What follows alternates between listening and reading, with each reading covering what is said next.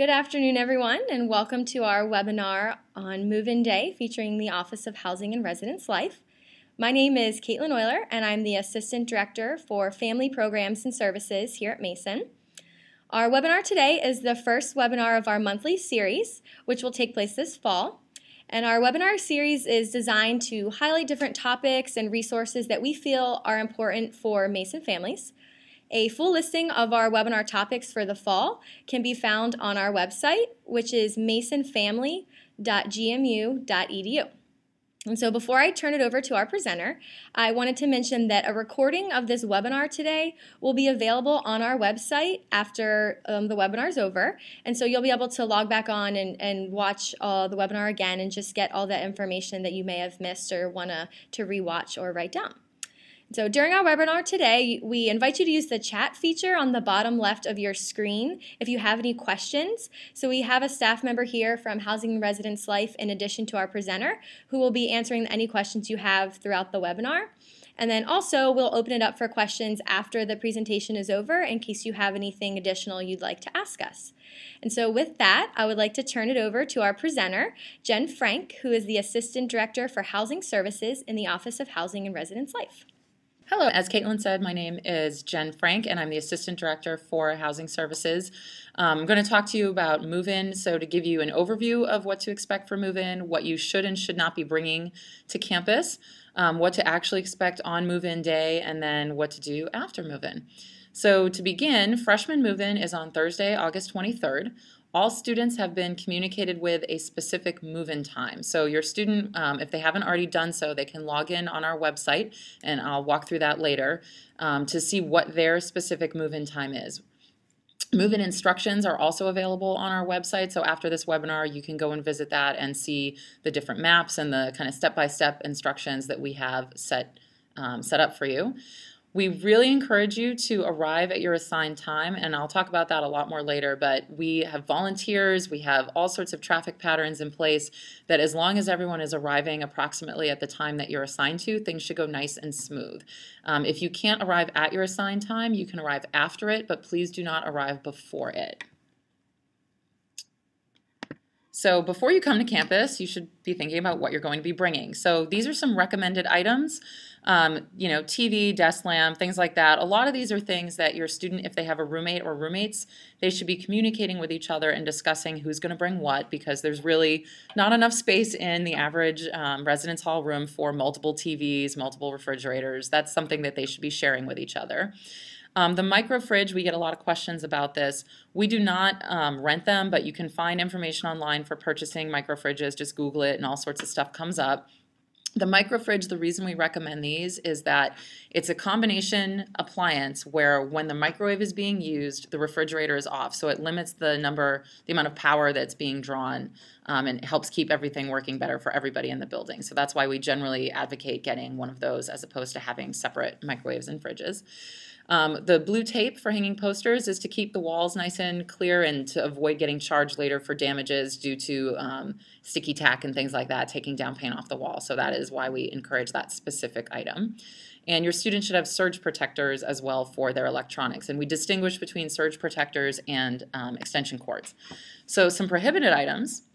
And these are things that we, don't bring them to campus. Students don't need them. There's other things available that can meet their needs, the same as, these items. So incense and candles and plug-in air fresheners are very popular.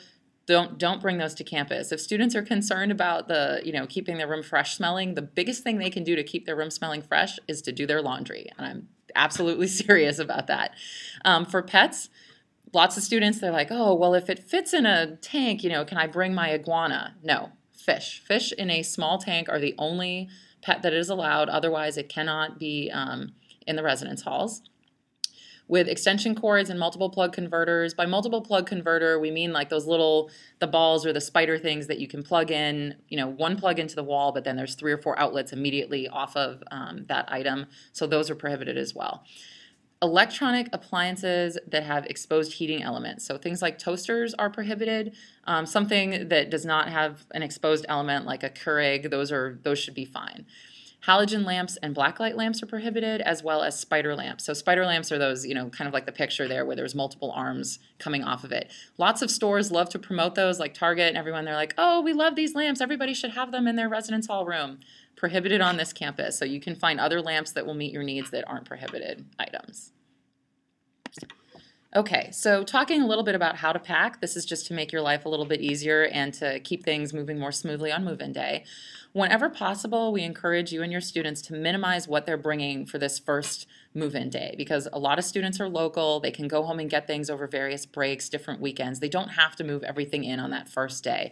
Thinking about especially things that they need for winter, they don't need that in their room yet. They're going to be able to get that later if they're coming from somewhere more local.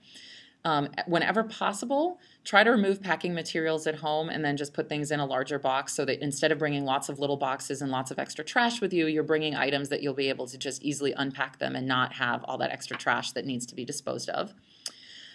If you can, I totally encourage you, use your bedding, your towels, your clothing to wrap fragile items, so that instead of using bubble wrap and again bringing additional trash with you, you can just be bringing things that you were already bringing to campus anyway. In the name of trash, don't use trash bags to pack. We have a lot of students that it's just like, oh, it's easy to throw it in my car if I just throw all my clothes into a trash bag. Unfortunately, trash bags tend to look like trash. So on move-in day, we really encourage you to avoid that packing method so that you don't lose any of your belongings through a mistake. And finally, to avoid losing things, label everything. So make sure you put your name, your building name, and your room number on sort of, if you're bringing boxes, if you're bringing bags of things, just take a Sharpie and label everything, so that if something does get misplaced during move-in, we have a better sense of who it belongs to and we can get it back to you as quickly as possible. So move-in day. As I mentioned, move-in information is available on our website. I'm going to take you there real quick just so that you can see how to navigate to that spot. So our website is housing.gmu.edu. And right on the home page, the first link that we have there is Move-in 2012. So you can go click on the Move-in page link, and here's the basic information about Move-in. And then down here at the bottom, you'll see there's a listing of all the buildings. You can click on your student's building and be taken to the specific Move-in information for their building. So for example, Jefferson, which is part of President's Park, here's the Move-in information for President's Park, which includes, in addition to the step-by-step instructions, a map at the bottom that you can either click on that map or you can click on the link up here and get the map. You get a PDF of it and print it so that you can have it with you on your way to campus.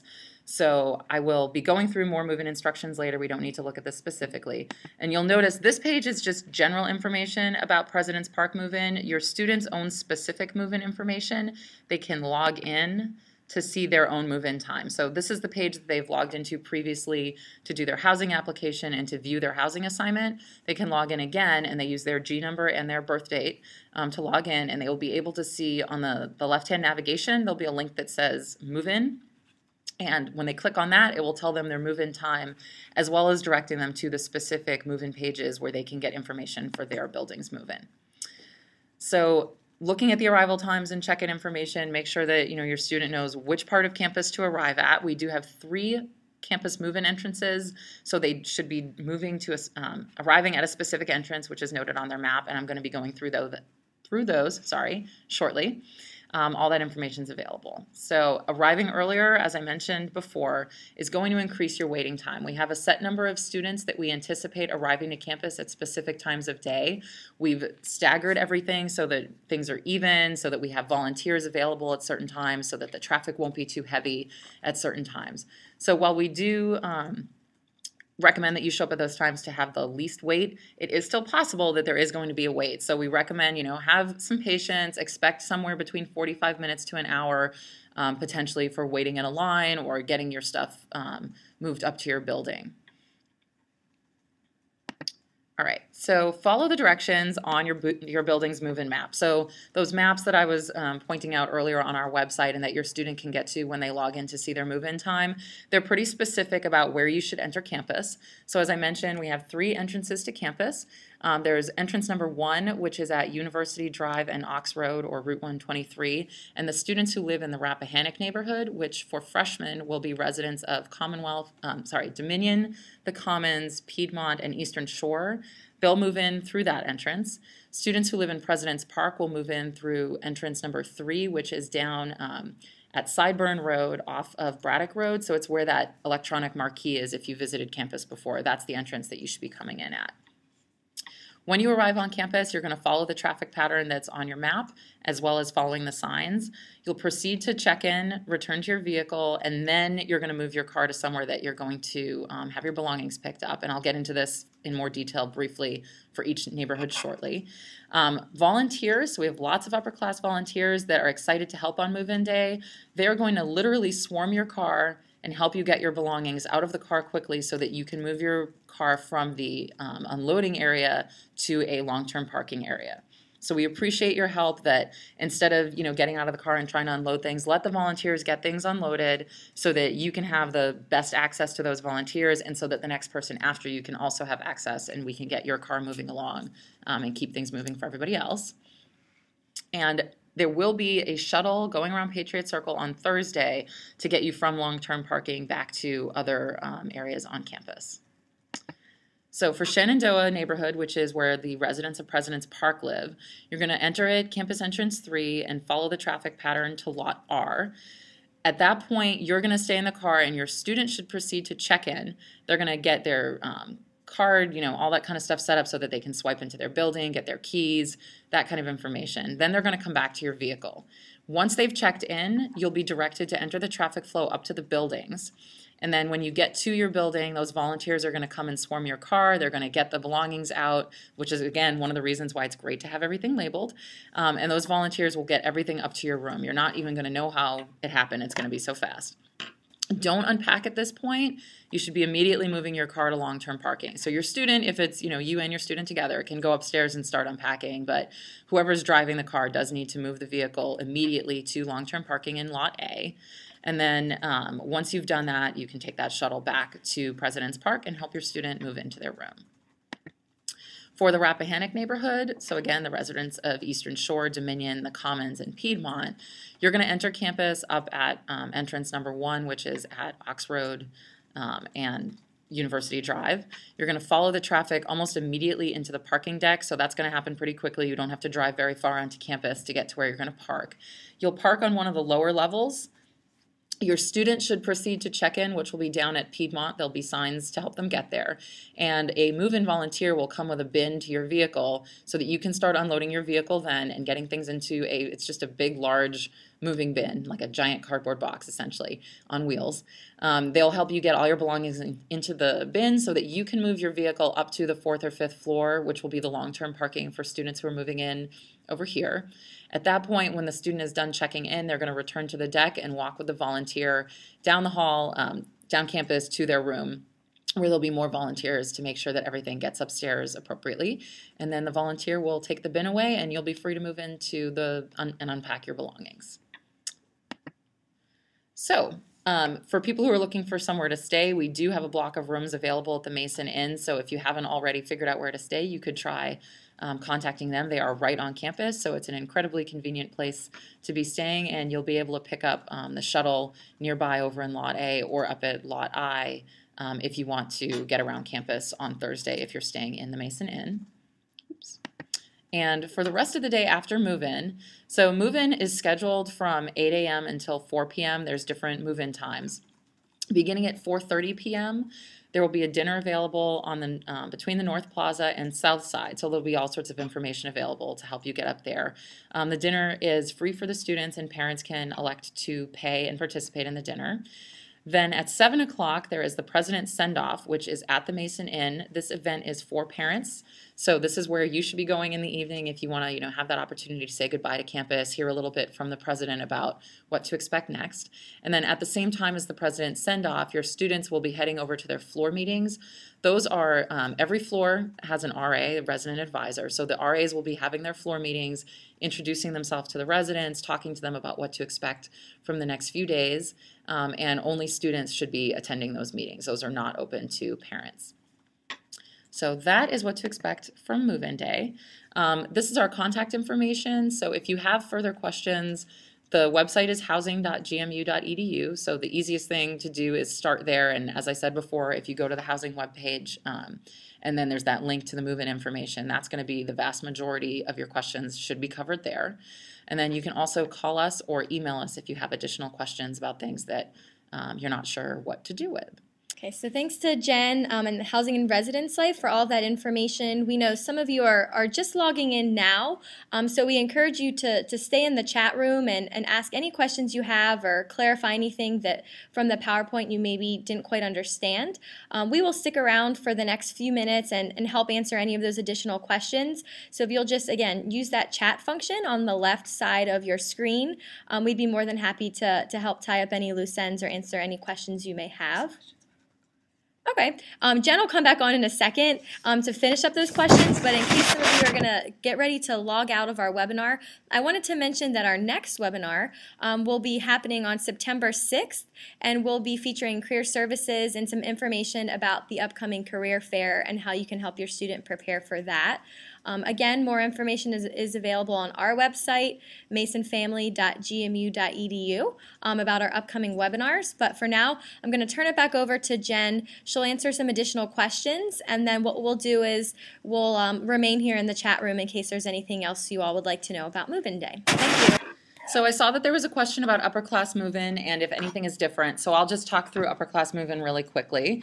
Upper class students are expected to arrive on campus on Saturday, August 25th. They are also assigned move-in times, which are available on the same website as where the freshmen could log in to see theirs. For upper class students, they are allowed to request an early move-in. So we do have early move-in beginning on August 19th, which is Sunday. If students want to do that, they can sign up on our website. It's $24.50 additional a night, so they do have to pay for those extra nights, a flat rate. But if they sign up and they help with move-in volunteering, they can actually get a credit for some of those nights of move-in. So for students who are arriving early, they're basically going to be able to come to campus and check in at their neighborhood desk anywhere from 9 a.m. to 5 p.m. on Sunday, Monday, Tuesday, Wednesday, or Friday. We ask that they not arrive on Thursday since we'll be very busy with freshmen move-in, and it won't be any easier for them to move in that day because of all that extra traffic. And those students will just go to their desk to check in, so they don't necessarily have to go through any special traffic patterns. They can just enter campus, park normally, and they'll be given a move-in unloading pass that gives them 30 minutes to unload near their building and then go put their car in long-term parking. For the students who are not moving in early, so they're showing up on Saturday the 25th, the same campus entrances apply. There is a third campus entrance, so students who live in Rogers or White Top or who live in the student apartments, they will move in through, we call it campus move-in entrance number 2. It is on 123 at Mason Pond Drive, so basically it's right where the Mason Inn is. You do need to be heading north on 123 to be able to take a right into that entrance, so you need to come around campus, basically drive around campus clockwise until you get to that entrance. If you're heading south on 123, you'll have to make a U-turn and come back up because there's no left turn into that entrance. The students who live in the student apartments will park in the Mason Pond parking deck. The students who live in Rogers and White Top will be parking in Lot I temporarily while they unload, and then they'll be able to move to long-term parking in other locations. And those students, again, there will be some move-in help available for them. We do have volunteers on Saturday, although it's not quite as extensive as what we have on Thursday, but there will be help as well as those bins available if students show up at their assigned time. And again, if they can't show up at their assigned time, they can show up anytime after.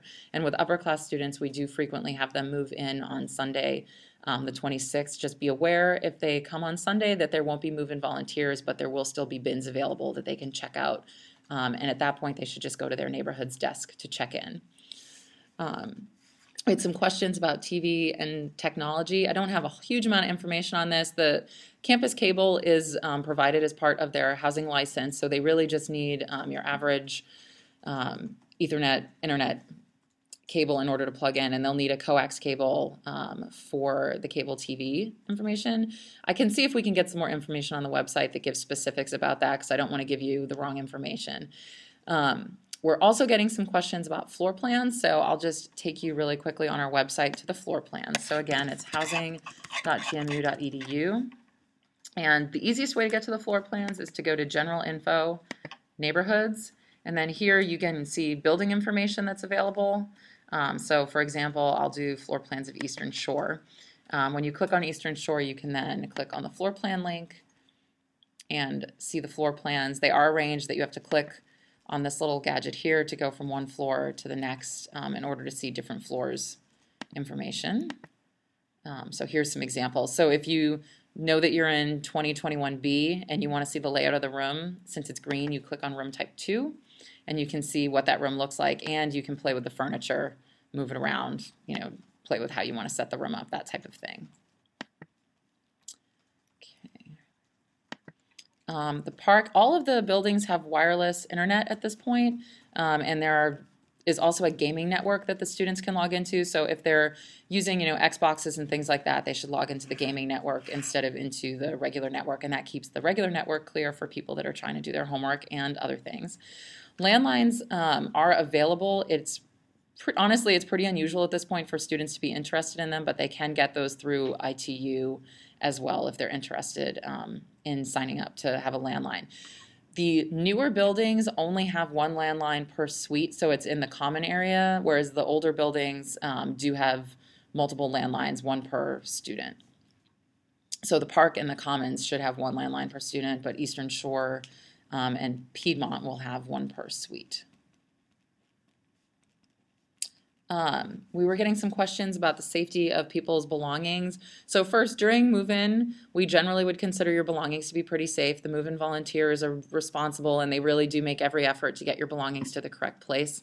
So worrying about having a perfect stranger swarming your car and getting your belongings is understandable, but this is how we do this, and we've never really had any issue in the past several years that I'm aware of since we started doing things this way with anyone losing belongings due to sort of a safety concern.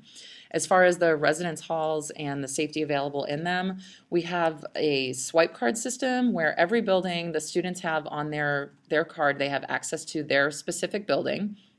And then additionally, the majority of the buildings, it's swipe access for the suite and the bedroom. There are some buildings where it's still hard key access for their rooms, but in that case, the student has their hard key, nobody else has it. And with the swipe access, that's something where if the students get locked out, we have 24-hour service desks. So each neighborhood has a desk. So the Rappahannock neighborhood desk is at Piedmont, the Shenandoah neighborhood desk is at Eisenhower, and the Aquia neighborhood desk is at White Top. The students can go to their 24-hour desk and get a temporary card or temporary key in the event that they've gotten locked out. So one more time to confirm the move-in dates. Thursday, August 23rd is freshman move-in, and Saturday, August 25th is upper class move-in, and all students have been assigned times for move-in. If your student only recently received their assignment because they were on a wait list, we are still working on uploading their move-in times, but the vast majority of students, their move-in time was uploaded in the middle of July and has been available to them on the website since then. Students who are part of Project Peak will get information from their coordinators about that process. They do need to apply for early arrival, and they will be able to drop their items off before the trip. The early arrival, that's a great question. So back on our website, we'll go back to the homepage. Students who want to apply for early arrival or need to apply for early arrival can do so from the move-in page, and just the first link on the page is where we are accepting applications. So again, the students will log into the e-living portion of our website. Freshmen and transfer students have a slightly different page, so if it is a freshman applying for Project Peak, they actually need to go to this link and then log in. But the upper class students will log in here. Either way, it takes them to the same site, and they can submit their early arrival application from that website. And are there any other questions? Oh, we have a question about organized activities. You want to talk about the preamble? We'll wrap it up here after I answer the question about any organized activities. And like I said, we will remain in the room if there's any additional questions via chat that you would like us to answer for you. But the question specifically was, what are the other activities after move-in day? And so Jen earlier went over what are the evening activities on Thursday with the President's Reception for families and floor meetings for students. Thursday evening really kicks off what is Welcome Week and the beginning of the Preamble, which will take place Friday, August 24th. So the Preamble is going to be a mandatory event for all incoming freshmen. and they will go through some extended orientation information, some things that we didn't quite get to fill in the students on and share with them during that orientation time frame in the summer. So that event, again, is mandatory, whether your student's living on campus. Obviously, your students will not be living off campus, but it is mandatory for all incoming freshmen, and more information will be coming out about that, what to expect that day. And then Friday, and then continuing on for about the next 10 to 14 days will be Welcome Week, and there'll be a variety of different activities as to how your student can get adjusted to life at Mason. Social activities, educational activities. Really, it's a great way for your students to make friends and get adjusted to the campus environment. And so just to reiterate those dates, move-in day for incoming students for freshmen will be on Thursday, August 23rd. The preamble, the mandatory day of activities for incoming freshmen, will be on Friday, August 24th. And Friday and then into Saturday will be the beginning of Welcome Week, which will go throughout the first 2 weeks of the semester. So like I said, we'll stick around if there's any additional questions that you have via chat. We're going to disable the video and the audio function right now, and we'll just focus on all of those chat questions. So please feel free to stick around and ask us any last-minute things that you would like to know. And again, just a special thanks to Jen and her staff from Housing and Residence Life for providing all this great information for you all about Move-In Day. So let us know if you need anything else, and thanks for tuning in.